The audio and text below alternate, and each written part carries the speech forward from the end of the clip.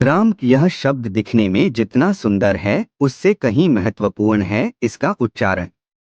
राम कहने मात्र से शरीर और मन में अलग ही तरह की प्रतिक्रिया होती है, जो हमें आत्मिक शांति देती है। हिंदू धर्म के 4 आधार स्तंभों में से एक है प्रभु श्री राम। भगवान श्री राम ने एक आदर्श चरित्र प्रस्तुत कर समाज को एक सूत्र में बांधा था। भारत की आत्मा है प्रभु श्री राम। आज हम जानेंगे रामायण से जुड़े 12 रोचक तथ्य। नंबर 1, राम का जन्म। भगवान राम एक ऐतिहासिक महापुरुष थे और इसके पर्याप्त प्रमाण हैं कि भगवान राम का जन्म 5114 ईस्वी पूर्व हुआ था। चैत्र मास की नवमी को रामनवमी के रूप में मनाया जाता है। उपरोक्त जन्म का समय राम की वंश परंपरा और उनकी पीढ़ियों से भी सिद्ध होता है। अयोध्या के इतिहास और अयोध्या की वंशावली से भी यह सिद्ध होता है। नंबर 2, राम पर लिखे ग्रंथ। प्रभु श्री राम पर वैसे को कई ग्रंथ लिखे गए, लेकिन वाल्मीकि कृत रामायण ही प्रमाणिक ग्रंथ माना जाता है। यह मूल संस्कृत में लिखा गया ग्रंथ है।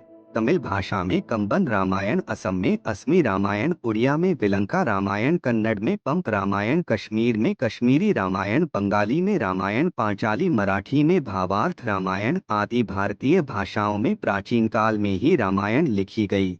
मुगल काल में गोस्वामी तुलसीदास जी ने अवधी भाषा में रामचरितमानस लिखी, जो कि हिंदी भाषा और उससे जुड़े राज्यों में प्रचलित है। विदेशी में कंपूचिया की रामकीर्ति या रियामकेर रामायण, लाओस फ्रलक फ्रलाम रामजातक, मलेशिया की हिकायत सेरी राम, थाईलैंड की रामकीन और नेपाल में भानुभक्त कृत रामायण आदि प्रचलित है। इसके अलावा भी अन्य कई देशों में वहाँ की भाषा में रामायण लिखी गई है। नंबर 3, गौतम बुद्ध के पूर्वज राम। वैवस्वत मनु के 10 पुत्र थे। उनमें से एक इक्ष्वाकु के कुल में रघु हुए। रघु के कुल में राम हुए। राम के पुत्र कुश हुए। कुश की 50वीं पीढ़ी में शल्य हुए, जो महाभारत के काल में कौरवों की ओर से लड़े थे। शल्य की 25वीं पीढ़ी में सिद्धार्थ हुए, जो शाक्य पुत्र शुद्धोधन के बेटे थे। इन्हीं का नाम आगे चलकर गौतम बुद्ध हुआ। यह नेपाल के लुम्बिनी में रहते थे। सिद्धार्थ के बाद राहुल, प्रसेनजित, शूद्रक, कुलक, सुरथ, सुमित्र हुए। जयपुर राजघर की महारानी पद्मिनी और उनके परिवार के लोग की राम के पुत्र कुश के वंशज है। महारानी पद्मिनी ने कहा था कि उनके पति भवानी सिंह कुश के 309वें वंशज थे। नंबर 4, वनवासी और आदिवासियों के पूजनीय प्रभु श्री राम। भगवान राम को 14 वर्ष का वनवास हुए था। उनमें से 12 वर्ष उन्होंने जंगल में रहकर ही काटे। 12वें वर्ष की समाप्त के दौरान सीता का हरण हो गया, तो बाद के 2 वर्ष उन्होंने सीता को ढूंढने, वानर सेना का गठन करने और रावण से युद्ध करने में गुजारे। 14 वर्ष के दौरान उन्होंने बहुत ही महत्वपूर्ण कार्य किए, जिसके चलते आज भी हमारे देश और देश के बाहर राम संस्कृति और धर्म को देखा जा सकता है। प्रभु श्री राम ने वन में बहुत ही सादगी भरा तपस्वी का जीवन जिया। वे जहाँ भी जाते थे, वे लोगों के रहने के लिए एक झोपड़ी बनाते थे। वहीं भूमि पर सोते, रोज कंदमूल लाकर खाते और प्रतिदिन साधना करते थे। उनके तन पर खुद के ही बनाए हुए वस्त्र होते थे। धनुष और बाण से वे जंगलों में राक्षसों और हिंसक पशुओं से सभी की रक्षा करते थे। इस दौरान उन्होंने देश के सभी संतों के आश्रमों को बर्बर लोगों के आतंक से बचाया। अत्रि को राक्षसों से मुक्ति दिलाने के बाद प्रभु श्री राम दंडकारण्य क्षेत्र में चले गए, जहां आदिवासियों की बहुलता थी। यहाँ के आदिवासियों को बाणासुर के अत्याचार से मुक्त कराने के बाद प्रभु श्री राम 10 वर्षों तक आदिवासियों के बीच ही रहे। उन्होंने वनवासी और आदिवासियों के अलावा निषाद, वानर, मतंग और रीछ समाज के लोगों को भी धर्म, कर्म और वेदों की शिक्षा दी। वन में रहकर उन्होंने वनवासी और आदिवासियों को धनुष एवं बाण बनाना सिखाया, तन पर कपड़े पहनना सिखाया, गुफाओं का उपयोग रहने के लिए कैसे करें ये बताया और धर्म के मार्ग पर चलकर अपने रीति रिवाज कैसे संपन्न करें उन्होंने आदिवासियों के बीच परिवार की धारणा का भी विकास किया और एक दूसरे का सम्मान करना भी सिखाया। उन्हीं के कारण हमारे देश में आदिवासियों के कबीले नहीं, समुदाय होते हैं। श्री राम ने ही सर्वप्रथम भारत की सभी जातियों और संप्रदायों को एक सूत्र में बांधने का कार्य अपने 14 वर्ष के वनवास के दौरान किया था। एक भारत का निर्माण कर उन्होंने सभी भारतीयों के साथ मिलकर अखंड भारत की स्थापना की थी। भारतीय राज्य तमिलनाडु, महाराष्ट्र, आंध्र प्रदेश, मध्य प्रदेश, केरल, कर्नाटक सहित Nepal, Laos, Kampuchea, Malaysia, Cambodia, Indonesia, Bangladesh, Bhutan, Sri Lanka, Bali, Java, Sumatra और थाईलैंड आदि देशों की लोक संस्कृति व ग्रंथों में आज भी राम इसीलिए जिंदा हैं। नंबर 5, शिवलिंग और सेतु बनवाया। 14 वर्ष के वनवास में से अंतिम 2 वर्ष प्रभु श्री राम दंडकारण्य के वन से निकलकर सीता माता की खोज में देश के अन्य जंगलों में भ्रमण करने लगे और वहां उनका सामना देश की अन्य कई जातियों और वनवासियों से हुआ। उन्होंने कई जातियों को इकट्ठा करके एक सेना का गठन किया और वे लंका की ओर चल पड़े। श्री राम की सेना ने रामेश्वरम की ओर कूच किया।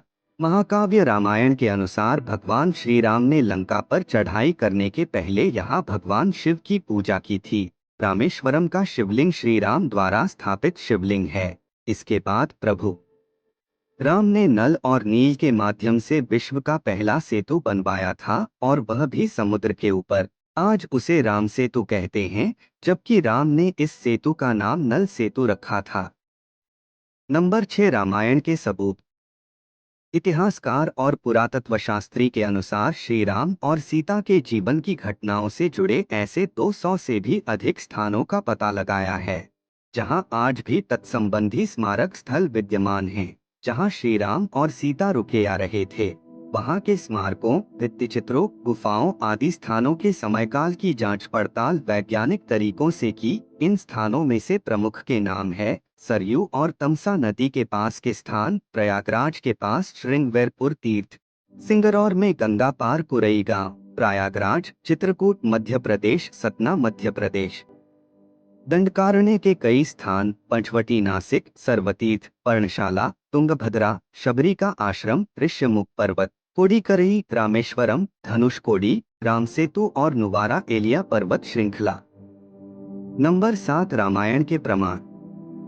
श्री वाल्मीकि ने रामायण की संरचना श्री राम के राज्याभिषेक के बाद वर्ष 5075 ईस्वी पूर्व के आसपास की होगी। श्रुति स्मृति की प्रथा के माध्यम से पीढ़ी दर पीढ़ी परिचालित रहने के बाद वर्ष 1000 ईस्वी पूर्व के आसपास इसको लिखित रूप दिया गया होगा। इस निष्कर्ष के बहुत से प्रमाण मिलते हैं। रामायण की कहानी के संदर्भ निम्नलिखित रूप में उपलब्ध हैं। कौटिल्य का अर्थशास्त्र, 4वीं शताब्दी ईस्वी पूर्व, बौद्ध साहित्य में दशरथ जातक, 3री शताब्दी ईस्वी पूर्व, कौशाम्बी में खुदाई में मिली टेराकोटा पक्की मिट्टी की मूर्तियां, 2री शताब्दी ईस्वी पूर्व, नागार्जुनकोंडा, आंध्र प्रदेश में खुदाई में मिले स्टोन पैनल, 3री शताब्दी, नचारखेड़ा, हरियाणा में मिले टेराकोटा पैनल, 4वीं शताब्दी, जानकी हरण, 7वीं शताब्दी आदि। नंबर 8, ऐसा था राम का काल। राम के काल में नदी में नाव और बोट चलते थे। इसी काल में कुछ लोगों के पास विमान भी होते थे जिसमें 4 से 6 लोग बैठकर यात्रा कर सकते थे। रामायण के अनुसार रावण के पास वायुयानों के साथ ही कई समुद्र जलपोत भी थे। रामायण काल में शतरंज खेला जाता था। इस खेल का आविष्कार लंका के राजा रावण की रानी मंदोदरी ने किया था। तब इसे चतुरंग कहा जाता था। यह भी कहा जाता है कि राम के काल में पतंग भी उड़ाई जाती थी। राम रावण युद्ध केवल धनुष बाण और गदा भाला जैसे अस्त्रों तक सीमित नहीं था। कहते हैं कि युद्ध के दौरान राम सेना पर सद्धासुर ने ऐसा विकट अस्त्र छोड़ा जिससे सुबेल पर्वत की चोटी को सागर में गिराते हुए सीधे दक्षिण भारत के गिरी को भी समुद्र में गिरा दिया था। सद्धासुर का अंत करने के लिए बिजली के आविष्कारक मुनि अगस्त्य ने सद्धासुर के ऊपर ब्रह्मास्त्र छुड़वाया था, जिससे सद्धासुर और अनेक सैनिक तो मारे ही गए। लंका के शिव मंदिर भी विस्फोट के साथ ढहकर समुद्र में गिर गए थे।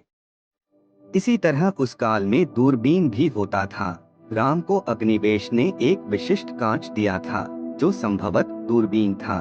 इसी दूरबीन से राम ने लंका के द्वार पर लगे दारूपंच अस्त्र को देखा और प्रक्षेपास्त्र छोड़कर नष्ट कर दिया था। राम और रावण की सेनाओं के पास भुशुंडियां, बंदूकें थीं। कुछ सैनिकों के पास स्वचालित भुशुंडियां भी थीं। अस्त्य ने राम के हितार्थ शंकर से अजगव धनुष मांगा था।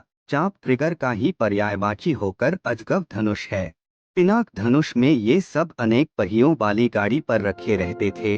तब चाप चढ़ाने अथवा घोड़ा ट्रिगर दबाने से भयंकर विस्फोट करते हुए शत्रुओं का विनाश करते थे। इसके अलावा दूरभाष की तरह उस युग में दूर नियंत्रण यंत्र था जिसे मधुमक्खी कहा जाता था। विभीषण को लंका से निष्कासित कर दिया था। तब वह लंका से प्रयाण करते समय मधुमक्खी और दर्पण यंत्रों के अलावा अपने 4 विश्वसनीय मंत्री अनल, पनस, संपाति और प्रभाति को भी राम की शरण में ले गया था। राम के काल में सभी लोग बहुत ही नैतिक और सभ्य थे। सभी मर्यादा में रहकर जीवन यापन करते थे। अधिकतर लोगों को वेद का ज्ञान था। नंबर 9, रामायण काल के ये लोग आज भी जिंदा हैं। आपको यह जानकर आश्चर्य होगा कि रामायण काल के 3 लोग आज भी जिंदा हैं। इनका नाम है हनुमान, जामवंत और विभीषण। नंबर 10, नहीं किया था राम ने सीता का परित्याग। पहले रामायण 6 कांडों की होती थी, उसमें उत्तरकांड नहीं होता था। फिर बौद्ध काल में उसमें राम और सीता के बारे में सच झूठ लिखकर उत्तरकांड जोड़ दिया गया। उस काल से ही इस कांड पर विद्वानों ने घोर विरोध जताया था, लेकिन इस उत्तरकांड के चलते ही साहित्यकारों, कवियों और उपन्यासकारों को लिखने के लिए एक नया मसाला मिल गया और इस तरह राम धीरे धीरे बदनाम होते गए। राम ने सीता परित्याग कभी किया ही नहीं। कुछ किताब में वे सारे तथ्य मौजूद हैं जो यह बताते हैं कि राम ने कभी सीता का परित्याग नहीं किया। नंबर 11, राम की जल समाधि। श्री राम द्वारा जल समाधि लेने की घटना को हिंदू दलितों का धर्मांतरण करने वाले आलोचकों ने आत्महत्या करना बताया। मध्यकाल में ऐसे बहुत से साधु हुए हैं जिन्होंने जिंदा रहते हुए सभी के सामने धीरे धीरे देह छोड़ दी और फिर उनकी समाधि बनाई गई। राजस्थान के महान संत बाबा रामदेव, रामापीर ने जिंदा समाधि ले ली थी, तो क्या हम यह कहें कि उन्होंने आत्महत्या कर ली? दरअसल अयोध्या आगमन के बाद राम ने कई वर्षों तक अयोध्या का राजपाट संभाला और इसके बाद गुरु वशिष्ठ व ब्रह्मा ने उनको संसार से मुक्त हो जाने का आदेश दिया। एक घटना के बाद उन्होंने जल समाधि ले ली थी। सरयू नदी में श्री राम ने जल समाधि ले ली थी। अश्विन पूर्णिमा के दिन मर्यादा पुरुषोत्तम राम ने अयोध्या से सटे फैजाबाद शहर के सरयू किनारे जल समाधि लेकर महाप्रयाण किया। श्री राम ने सभी की उपस्थिति में ब्रह्मा मुहूर्त में सरयू नदी की ओर प्रयाण किया। उनके पीछे थे उनके परिवार के सदस्य भरत, शत्रुघ्न, उर्मिला, मांडवी और श्रुतकीर्ति। ओम का उच्चारण करते हुए वे सरयू के जल में एक एक पग आगे बढ़ते गए और जल उनके हृदय और अधरों को छूता हुआ सिर के ऊपर चढ़ गया।